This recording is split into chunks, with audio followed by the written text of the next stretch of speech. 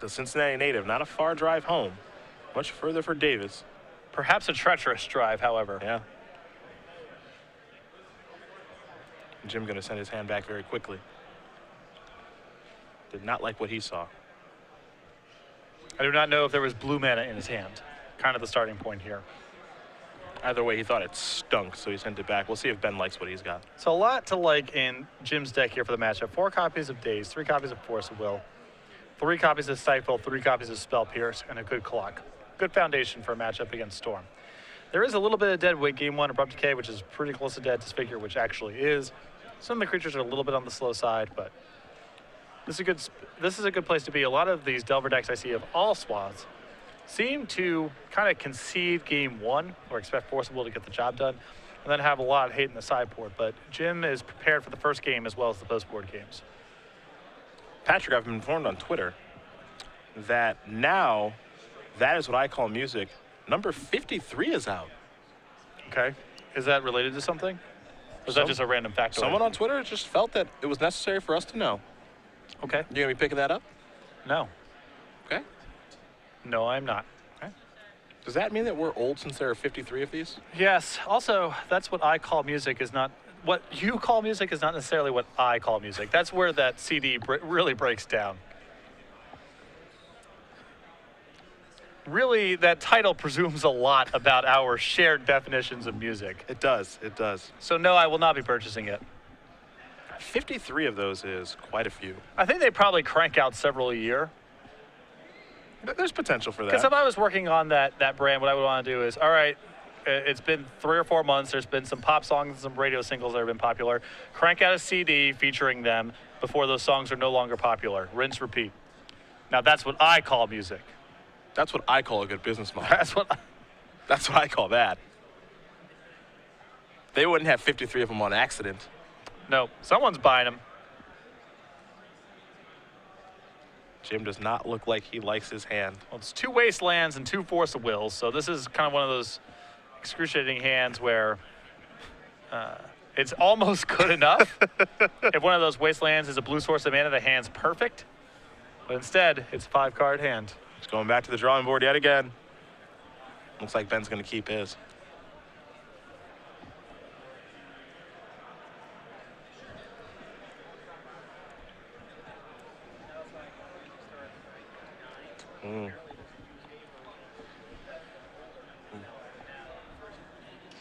We're being informed that now that's what I call music started in '99. So that's 16 years, and there's what 50 some odd volumes. Yeah. So that's about one every 3 or 4 months. That doesn't include the Christmas ones, however. Yeah, which you got to crank those out too, because around Christmas time people will buy anything. They really will. Again, now that's what I call a good business model. Right. That is just smart. Right. My version would just be Mariah Carey's All I Want for Christmas Is You 12 times. But I'm sure you can come up with a reasonable album. I think that would sell well every year. Right. I think that's an easy sell. So perhaps we should not talk about this anymore and get in the lab. I know. Every time I talk on air about this sort of stuff, I start thinking in my own head, I should just shut up because I'm giving away the goods. You began with the monster truck analysis earlier today. And now that's what Patrick calls music. What if you just had your name in it? That's just what like Patrick that. calls music. Now that's what Patrick calls music. Yep. Boom. Like hotcakes. Exactly. I would just be releasing other band CDs that I liked under the name. That's what Patrick calls music. Which is probably fine. Perhaps illegal. I'm not an expert on copyright and trademark law. Look into it.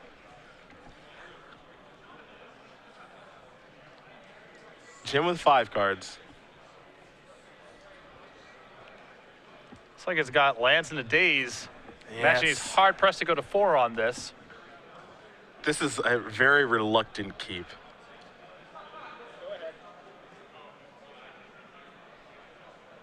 And does he have a Death Rider or a Delver? Nope, just a Flooded Strand and a pass.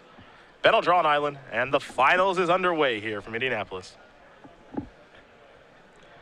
He'll start by playing that island, and here's a Gataxian Probe. Jim's going to have to show off the goods here in just a second. Tarmogoyf Daze, Wasteland 2. Also a Spell Pierce there, so it's not the worst hand I've ever seen. I mean, for 5 cards, you're not going to do a whole lot better. Yeah. But Ben knows what he needs to play around now, so the probe is done resolving and a passing of the turn. Davis will draw. Another Daze. He'll sacrifice Flooded Strand.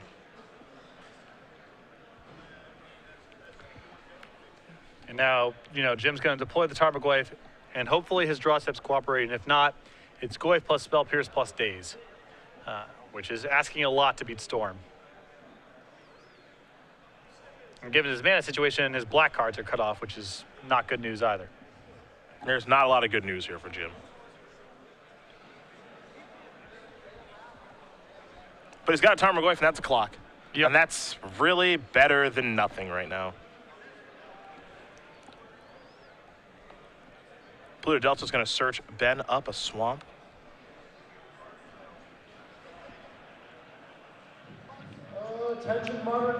And this may be one of those spots where Ben says, all right, he's got a 1-turn window to have drawn Force of Will.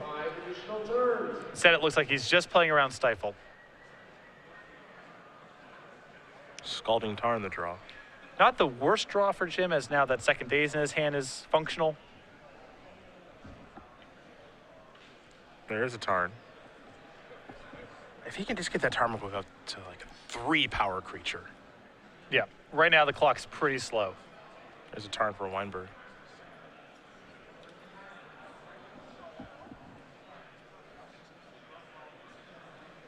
We're going back Jim's way. Jim will take a draw. A sorcery would be very, excuse me, an instant actually. There's a Gitaxian Probe already in the graveyard, but an instant would be very helpful. Particularly Brainstorm, as there's no cost really to Jim, as he can still hold up 2 Dazes plus the Spell Pierce. Yep. Follow up another Goyf perhaps? Yes. Back Ben's way. Ben not doing much of anything right now. Just making land drops, but that's not necessarily a bad thing when your opponent's holding up a bunch of soft counter spells.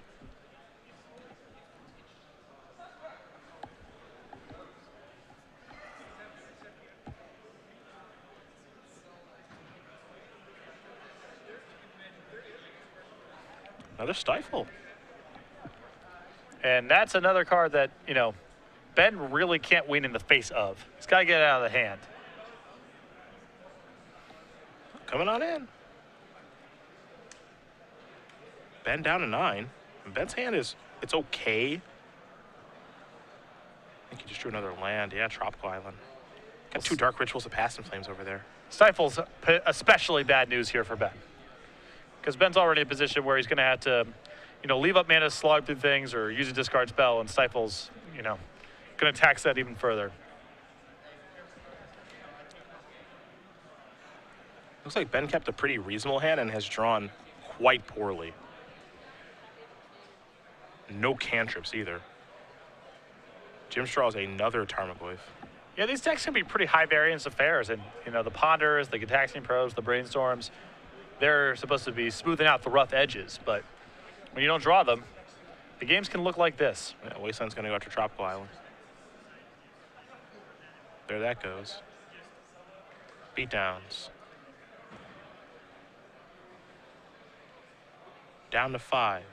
Jim passes. Ben draws. Preordain. Ponder.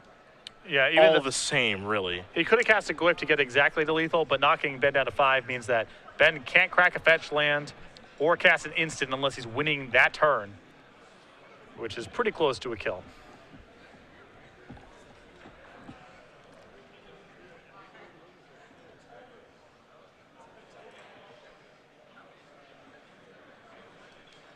Ponder's resolving. 3 cards coming.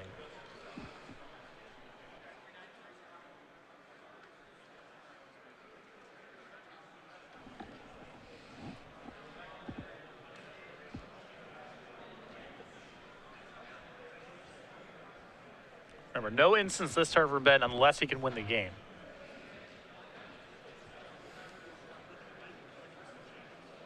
And Ben will sacrifice that Scalding Tarn down to 4. And because he's on so many fetch lands, he really doesn't have a choice but to say, gotta go for this turn. Yep. See if Jim wants to stifle here. It's always an interesting situation if you're supposed to stifle this or just say, I'll wait for the Storm card and get you that way. Wienburg going to sacrifice the Scalding Tarn. Going after the land here pairs pretty well with the Spell Pierces and the Dazes that Jim has access to. I think it's close what you want to do here, but given the nature of Jim's hand, I don't mind going after some mana. Ben going to search up an Underground Sea.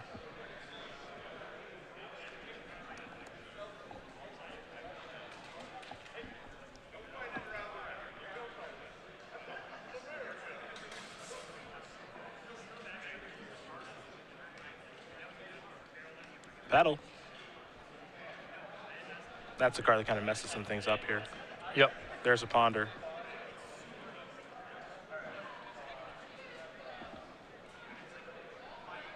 Curious here, where does Jim say stop? And that's the big question. Because this Ponder might have to resolve from Ben's side of the table, or it could be a trap. Mm-hmm. That's what makes playing against Storm so tough.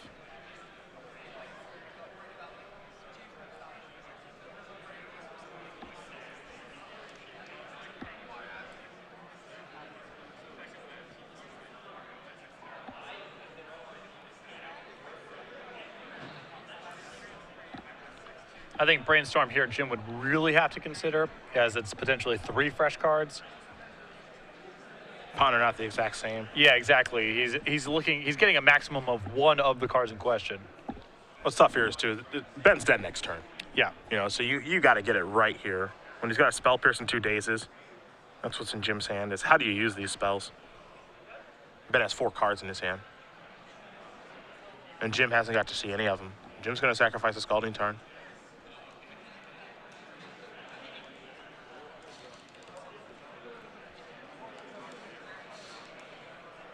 And Ben saying, hold on, might respond to the fetch land here. It's an opportunity for him to resolve an instant without fear of Spell Pierce. Mm-hmm. And the instant he can resolve is Dark Ritual. This is a good play because he can use Dark Ritual as just a way to gain mana to play over the top of these Dazes and Spell Pierce. It's a smart play. Yep. And now there's not a lot to be gained by dazing here, as Ben can simply sacrifice the Polluted Delta and pay 1 mana, get the Ritual to resolve.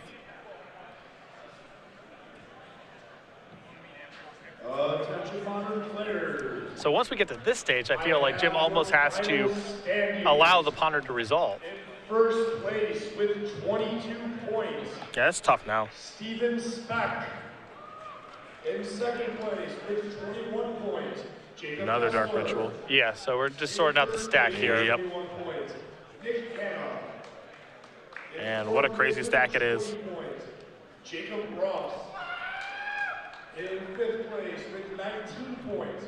David Long. Ponder's the one started it all. In sixth place with In response, Scalding Tarn was cracked. In response to that, cast Dark Ritual to get some mana to be able to pay for those taxing counter spells. Jim attempted to daze, and Ben said, well, I'll Dark Ritual in response to that. So a lot of spells have been cast this turn.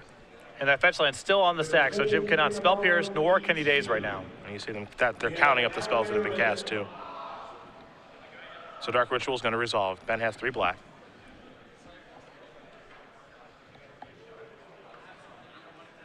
Days he'll pay for. So down to 2, up to 5. If you have made the top 8 of this event, you Now, will be your Jim will get the search. to the left of So the 5 black here for stage. Ben. So be your head at the left of the stage. Yeah.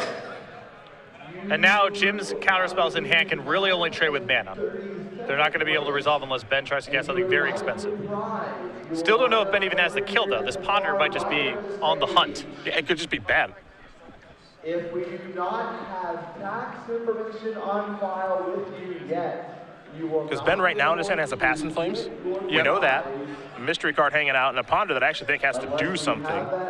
And Jim is trying to figure out, what am I supposed to do? Because he's got a Spell Pierce and a Daze in his hand. And he's got to win next turn. You're going to meet over here in the middle of... Is he helping Ben get to the storm count he's looking for? There's Spell Pierce on the Ponder.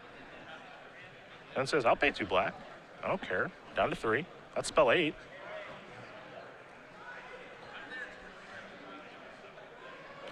There's the days. Yeah, this is an effort in the event that Ben has to Past in Flames that he has 0 mana floating when it happens. Yep. Pays that too. Storm count 9. 2 black. So Jim right now is defenseless. Ben Wienburg has 2 black mana in the mana pool. And this is just boom bust right now for Ben. He's dead next turn. So there's no setup that goes from here. Shuffling. Yep. I think it's a Cabal Ritual. See, Jim, I think it's a Cabal Ritual or maybe a Dark Ritual that gets him into this.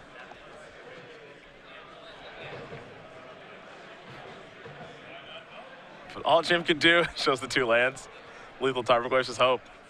There's a mystery card coming. See what it is.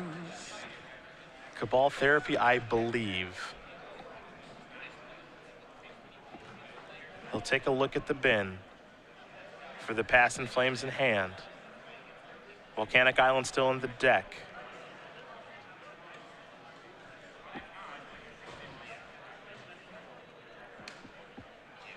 But I don't think there's any way out. He's got Lotus Petal. Yeah, he's short 1. Yep. Yeah, he can't get the engine started. He can cast Past in Flames, but he can't generate any mana from there. It's dead end, and Jim gets game 1. Jim Davis does win game 1 here over Ben Wienburg. Salty Delver up a game over Storm. Heck of a game 1 there. And a big W there for Jim on a mulligan to 5. Yep, but he mulliganed very aggressively there.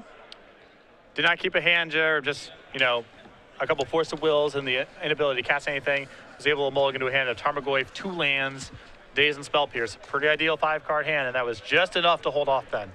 Not kidding, just enough is correct. As we take a look at the sideboards here, we're going to start with Ben Wienburg. He's got 3 Surgical Extractions, 2 Defense Grids, 2 Dark Confidants, 2 Abrupt Decays, 2 Chain of Vapors, 2 Pyroblasts, an Empty the Warrens, and a Massacre. What do we like and why? I'm pretty neutral on most of these cards here just because Jim comes from so many different angles. I don't know if you can really bring in the Dark Confidants here. Jim may keep in a little bit of removal, but Confidant could potentially be good. I think that the copies of Defense Crit are okay, good but not great because Jim has this card. I think the one Empty the Warrens is nice here. It's something that Ben can win from without having to have as many resources as is required for Tendrils, and Jim doesn't have a big way to punish him.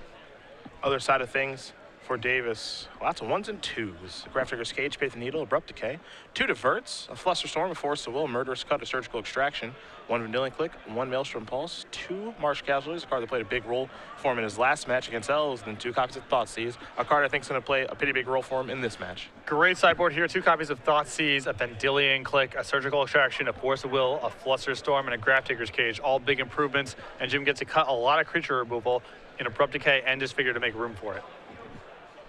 Those are the options for the players. They'll both look everything over before submitting their decks. And while we wait, we'll talk about Winter Regionals because it's next weekend. The Open Series is going to go on hiatus, but there's still plenty of Magic to be played. 14 great locations. Yeah, venues posted here next Saturday. A lot of cash prizes on the line, a lot of Open Series points. You can see the venues right here. You can always go to the website for more information at sarcgames.com/regionals. And remember, the first 200 people to register will receive this free playmat. Squirrel Confidant, Acorn Mystic, Squirrel Storm, and Force Squirrel all together on one playmat. We like to call it Squirrel Deathblade here in the booth. It's free and exclusive to the first 200 players at each regional location. Plant your flag next weekend, February 7th, StarCityGames.com/regionals for more information. As Davis and Wienburg do get ready for game number 2. Jim with some tough mulligans, but they worked out, and now he's one game away from that trophy. Trophy, that's been eluding him for some time. I think there's a lot of players who would have kept his 6-card hand. 2 Wastelands, 2 Force of Wills, 2 blue cards. And just hope that was good enough. That he would draw blue mana soon enough to deploy a Delver and take it from there. But Jim realized he needs pressure on top of counter spells and mulligan into a 5-card hand that had both. Just mulligan, baby. I love mulliganing. Sometimes you just got aggressively mulligan. Send it back. especially in this matchup where, you don't have a lot of time to draw out. Yes. Send it back. Find the goods. That's what I recommend. Took a lot of discipline. I think again, a lot of players would have kept that 6. But it worked out for him. Up a game. Maybe dodged a few bullets. And, I think most importantly, I think he used those counter spells correctly. Yep. I mean, the only question there is the stifle. That's the only one where it's, are you supposed to just deny mana in that spot to pair with your dazes and your spell pierce? Or are you supposed to hold it and assume that he can't go over the top of your counter spells, plus get that card out of your hand for the tendrils? But Jim looked pretty good, stifled a land, and then Ben was exactly 1 mana short of being able to go off that turn.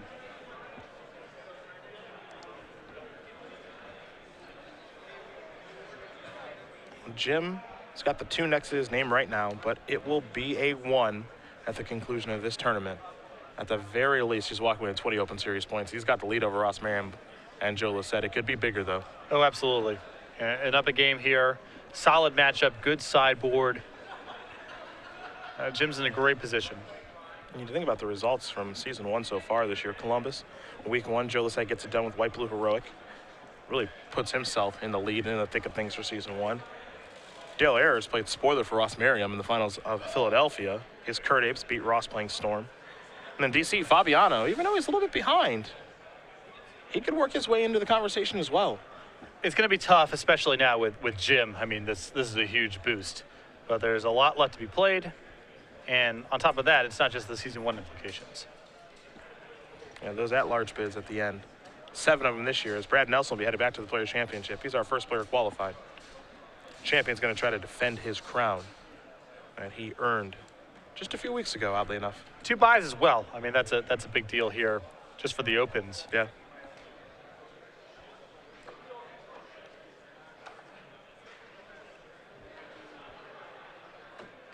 Both these decks look like they might be the top decks of the format, too. I was really surprised by Storm's performance this weekend. Win or lose the tournament for Ben. 8 copies into day 2 of 126 players. I really expected a huge decline of this deck. Me too, and it's compelling to watch Ben on camera, who's been able to work his way around a bunch of counter spells. Almost did that game too, on a 6-card hand that really didn't shake out that well for him. Because you get so many free wins with this deck over the course of the tournament. You just run into decks like Elves or Burn, and occasional decks like Jund, Goblins, where they're just not interacting with you. And a lot of those matches you just kind of get for free. And if the deck is also reasonable, at least against the Force of Will decks of the format, which are typically deemed to be the bad matches for Storm, well then, I mean, you would need a really good reason not to play this deck. Both players going to take a look at opening 7. Wienburg will be on the play.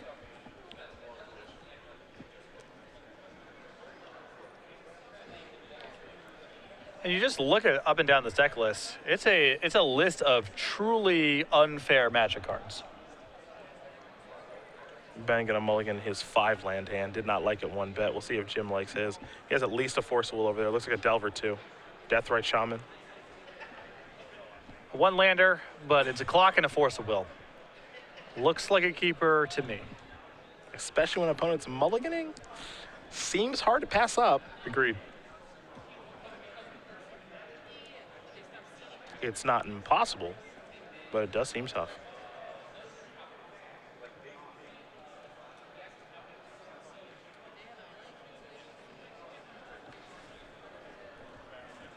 Jim gonna give it a long look though. Yeah, it looks like he will keep it. Well, the other thing about this is you definitely don't want to give away too much about your hand. And when you drop up your 7 and you say, I'll keep immediately, give some indicator about what's going on in your hand. Yeah. And it's bad to do in general, and particularly against a deck with Cabal Therapy. So it's always worth contemplating.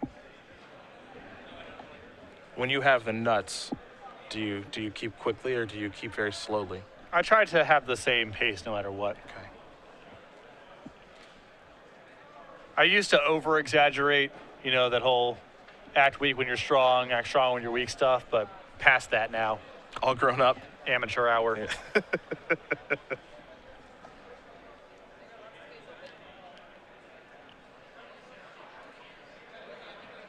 Ben looking at 6. Giving it a long look. Jim waiting patiently, 1 game away from his first Open Series title. A solid but not perfect opening 7 for Jim. And Ben looking at either what appears to be a sketchy 6 or go into 5 here. Go into 5.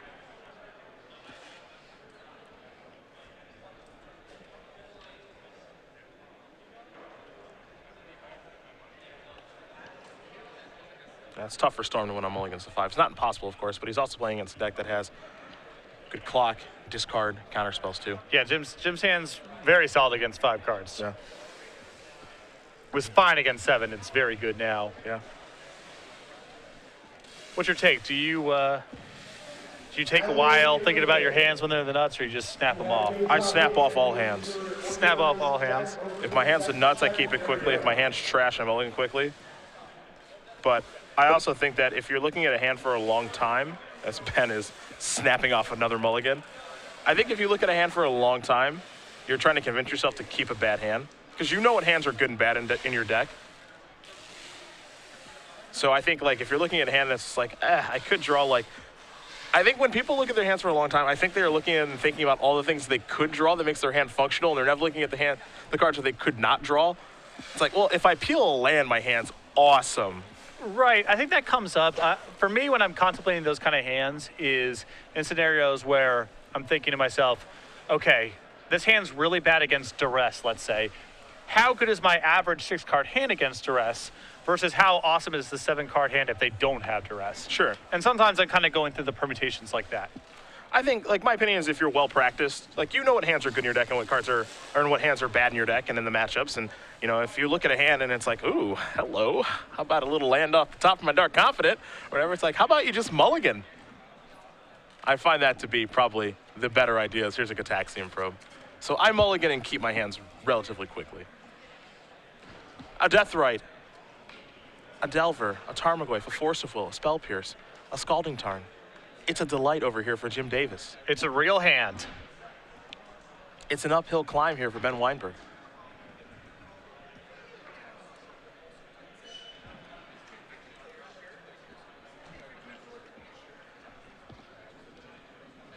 So Ben going to do some recording here. This is not what he wanted to see staring back at him. Is that Spell Pierce as well? I believe so. Whew. That's a hand.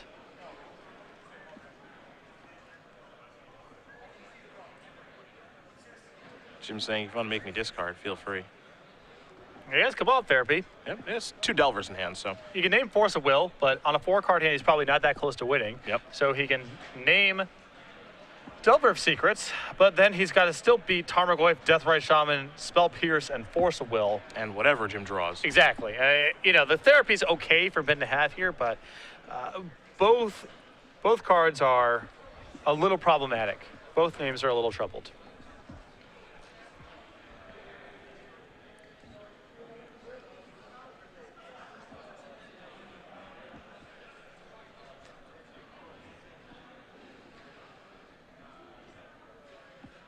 And then, you know, at this point, Ben's very light on resources. You can see him shuffling just 2 cards around in his hand.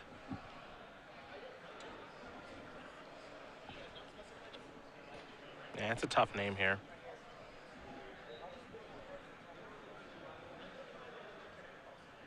And it looks like Ben's just on the plan to give himself a little bit more time.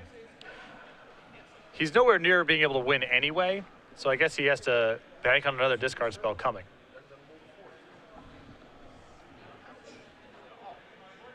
There's Tarn.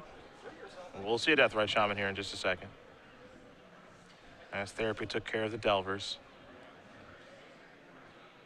Jim going to consult his hand. See which land he wants to search up. Option, of course, between Underground Sea and Tropical Island. There's the sea. Yeah, if he doesn't draw another land and he uses Deathrite Shaman to put Tarmogoyf into play, then he's without green mana until he draws something. There's Deathrite and a passing of the turn. Wienburg will draw a Polluted Delta. He's got a Ponder and a Lotus Petal over there. Those are the 2 cards. He'll start with a Ponder. Take a look at 3. It'll have to be a really good one, but he'll keep it. Looks like it was a copy of Dark Ritual. Got to be a starting point, you know. One of the higher impact cards in the deck. Davis will draw. Picked up a land, Underground Sea.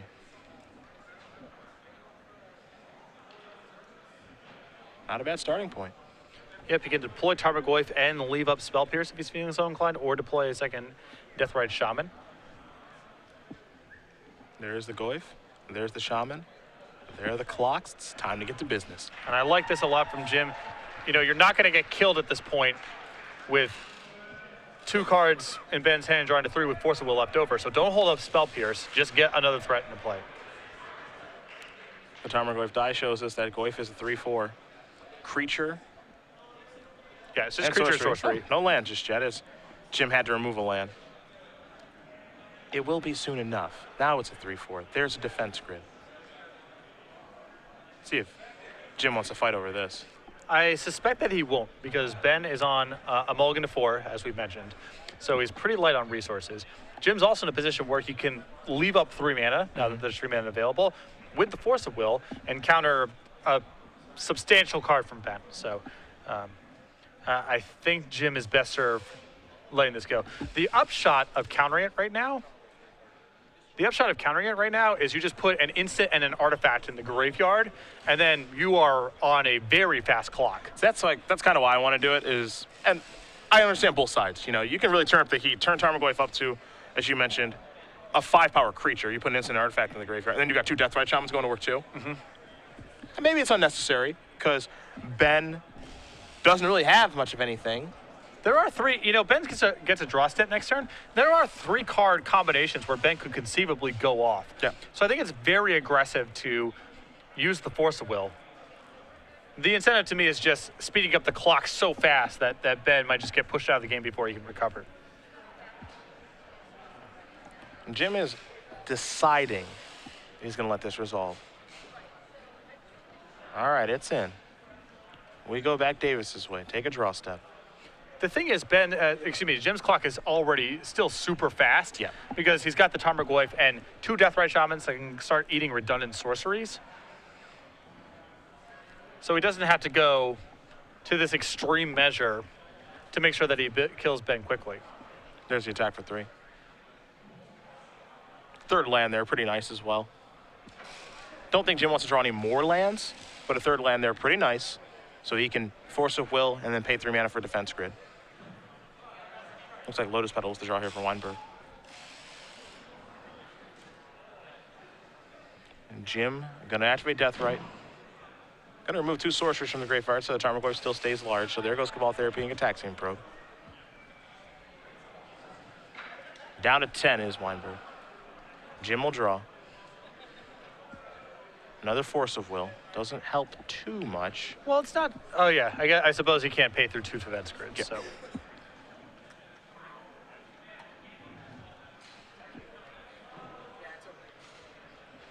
Jim deciding how he should attack here. Should I attack with just my Tarmogoyf?